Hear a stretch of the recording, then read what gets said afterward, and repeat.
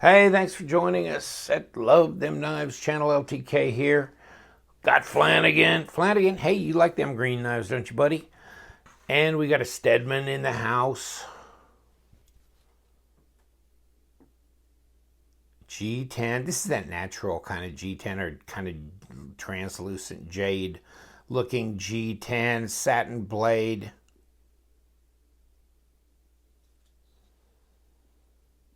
Interesting. BG01.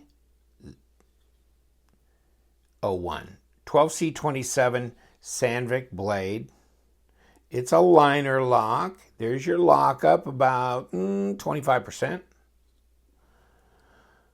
There's your pocket clip, right hand, and that's it. Actually, the hardware looks pretty good there. Those look nicely machined. The screws there and the pivot. I don't know if you have this proprietary tool to do that. You know, I'm just busting your butt now, right? Yeah, a screwdriver might work, or a penny, maybe a dime. In any case, kind of a stonewash flat up here. You got a top swedge. There's your pass through to disengage your liner lock. Easy to do. Fairly light knife, not a real big knife. I just thought I got this one because I thought the design was kind of interesting. Obviously, got the S for Stedman all over here on their handle. Lots of grip, though, as a result. Check that out. Lots of grip on there. See that? Backspacer, G10, black. Some jimping on that. You've got an integrated lanyard hole in there as well. Not terribly billboarded up as far as too much writing on the blades, but is what it is. Obviously, entry via the slot there, not on the back. The rest of them are Torxes. They look like number 6s. And you've got liners in here. Let's kick the flashlight on, but you can see that they're skeletonized for weight reduction, top and bottom. And in here, of course, you got a detent ball. You don't need any insert because it's steel on steel. The action's pretty good on this knife. You know, it's got bearings. I didn't take it apart, but, you know, I didn't put any lube in it. I haven't adjusted the pivot, nothing. Just came out like that. Buddy, vacation time for you, huh? You know, I just thought it was really cool. Let's put it up with the PM2 and see what we got here. Well, PM2 looks bigger. Because it should look, the Stedman should look bigger in this aspect ratio. Let's flip them around and you'll see how much bigger it really does look than the Stedman. So it's not as big. This is 8 1/4, 3.5 inch blade, fancy. Off the stage, girl. Let's see what we got. Put the tape to it. Yeah, well, you want to say 3.5? 90 millimeters, and out to 7 3/4, let's call it, and 19.5 and a little plus on that on the centimeters. So it's definitely under 8 inches. I mean, fancy, she's 8 1/4, so there's not a huge difference, especially in blade length. There is in handle length. Backspacer, you can get these in different colors.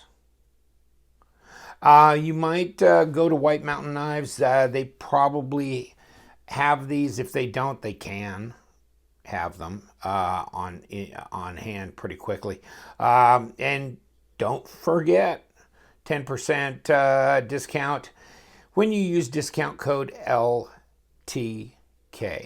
So that helps with the price. Hey, I did pull this out. I guess I must not have found one on his site.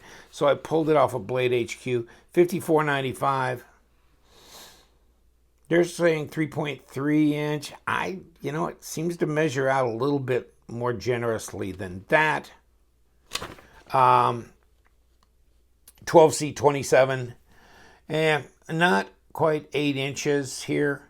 Clip point flat grind satin, plain edge, of course. 4.5 inch handle, not 5 like the PM2. And the thickness and the weight, well, it's under 4 ounces, right? So, and I don't know, you'll have to look on the side. Apparently there's a blackened type blade available and a black on black, and I don't know what other, that looks like black with satin, that kind of thing. And so this is your pause and read. Yeah, that's a textured S pattern for sure. So G10 backspacer, blah, blah, blah, made in China, of course. And it's a manual flipper liner lock.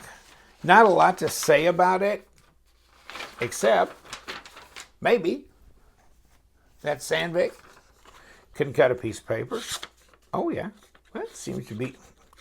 First you got to touch the paper. And so yeah, it's relatively sharp out of the box. Feels pretty decent. Yeah, it does. It's a good working edge there. I picked it up because I just thought it was an interesting design. Stedman, look on their site about Stedman and these budget kind of knives. They have a lot of different knives that Stedman makes that I think are really interesting, and I've reviewed a lot of them on my site, a lot of them. And they're just a good, solid budget knife. Reasonably good steels on them, for user type, beater knife. There's your pocket clip, not overly stiff. See, it has some spring. It's, it's kind of that in between. It's not real springy. It's on the stiffer side, but I slid it into my pocket now, not a problem. You got a front choil to go forward on, so you can do that. And the ergos are good.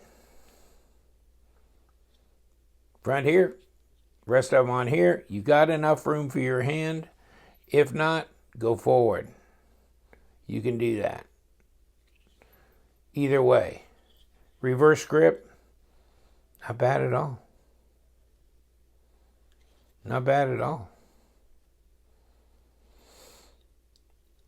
And I haven't done anything to adjust this pivot like I said before, so drop's not bad. There's not a lot of weight to it. And let's see if we can gravity flip it. Yes, we can. So just the way I feel on this knife is about detent is probably about a 5, maybe a little under a 5, but pretty close, pretty close. Yeah, pretty close to a 5. Get the scales in here. Let's weigh it up. See what it's all about. Comes in this little box, very nondescript. BG0103, made in China. Yeah, right at 4 ounces. Okay. So 114 grams.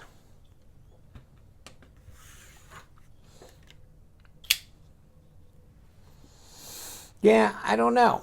Let's see how fat this thing is. It's too fat for that. 0.54. So that's a pretty good little handful. Under 14 millimeters, 13.7. And I think the blade stock is, well, about 3.2 right there. 0.12 of an inch. I think we got it at the fattest place. Yeah.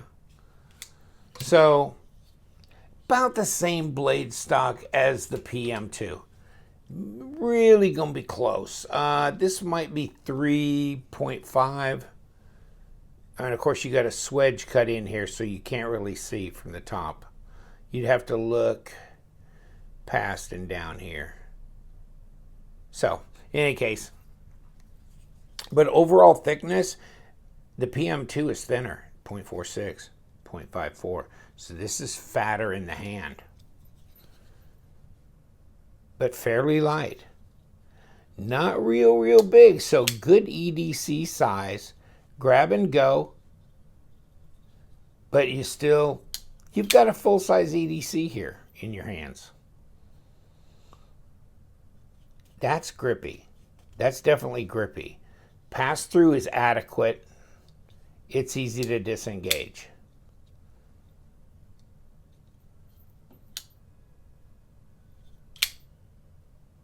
Yeah. About your standard kind of detent.